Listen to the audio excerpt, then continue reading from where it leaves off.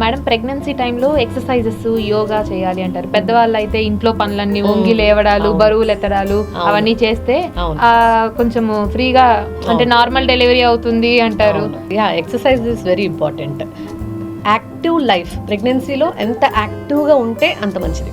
Until and unless కొన్ని conditions ఉన్నాయి ఎక్కడ మొబిలిటీ రెస్ట్రిక్ట్ చేయాలి. లైక్ మాయ కిందకున్నప్పుడు, ఫస్ట్ ప్లసెంటా ప్రీవియా అని చెప్పాను కదా, ఆ మాయ అనేది కిందకున్నప్పుడు మనకి బ్లీడింగ్ అసలు జరగకూడదు కాబట్టి అప్పుడు తను రెస్ట్లో ఉండాలి, బెడ్ రెస్ట్లో ఉండాలి.